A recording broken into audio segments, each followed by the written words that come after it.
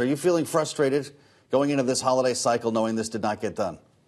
Look, obviously, we would like to get these issues resolved as quickly as possible.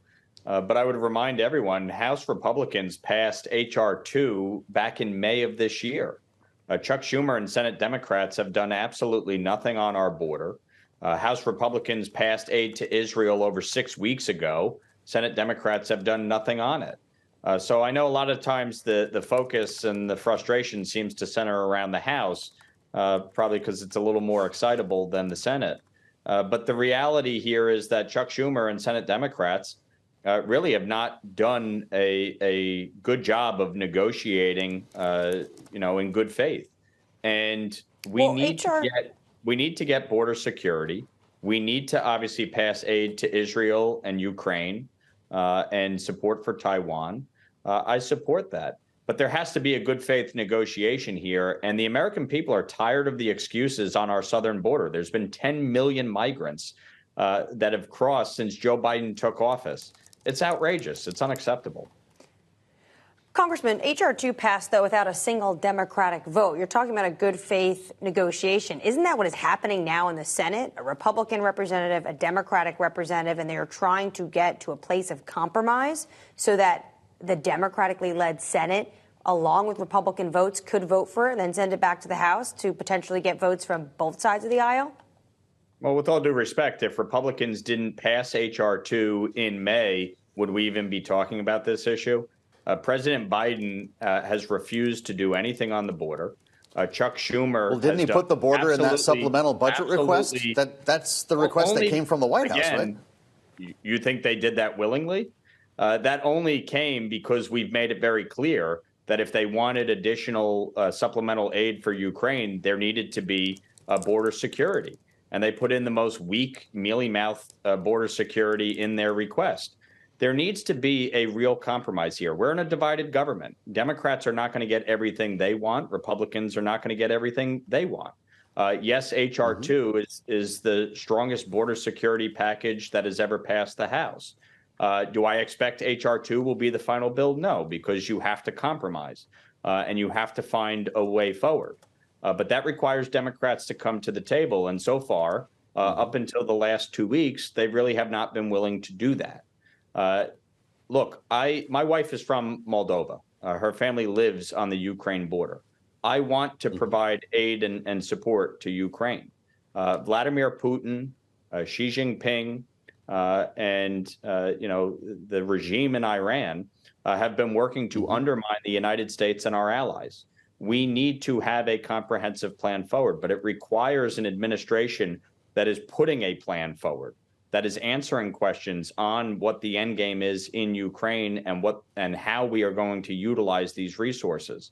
An administration that is putting forth a plan on the border, which they really have not done, with all due respect. You can't say they've done anything on the border when 10 million migrants have flooded our southern border in 2.5 years. Understood. You're clearly not a fan of the administration in this case, or maybe at all, Congressman, but just to kind of get to this a little bit more with what we're hearing from Chris Murphy, from James Lankford, even Kirsten Sinema, and reporting that we have from inside the White House would suggest that there's actually been movement here. Are you encouraged to hear Democrats say, yeah, we'll talk about redefining asylum law, or this White House saying, yeah, maybe safe third countries is a good idea? We weren't having that conversation a couple of weeks ago. Maybe you're right. H.R. 2 is part of the reason for that. But isn't that progress? Look, anytime you're in a divided government, there's going to have to be a give and a take. And I think the reality is, and most Americans can see this, if H.R. 2 didn't pass, if House Republicans didn't make border security a big part of the discussion, we wouldn't be having this discussion. The White House and the Senate Dems would have tried to jam through a supplemental without it. But you look at a state like New York, where I represent, and the mayor of New York City has been demanding action because New York City is crumbling under the weight of this massive influx of migrants. And so we need to deal with this. We need to deal with aid to Israel expeditiously. We need to deal with aid to Ukraine. I'm hopeful that we're making progress. But, I think Senate Democrats and Senate Republicans need to remember, you got to pass this through the House as well. And they better make sure that they're including the Speaker in these negotiations.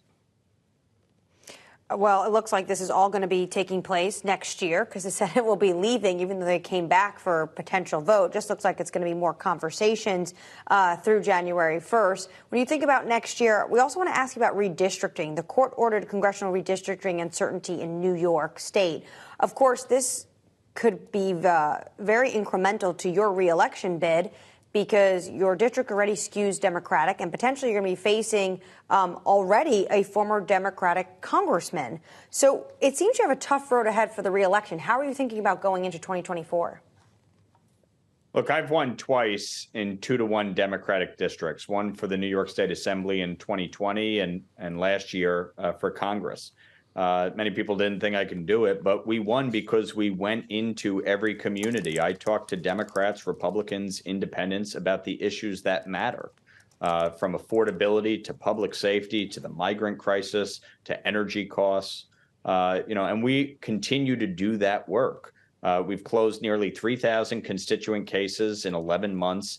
I visited every municipality in my district. So regardless of what the Democrats try to do in terms of gerrymandering the district, I am confident that we will be successful because we are dealing directly with the voters on the issues that matter to them.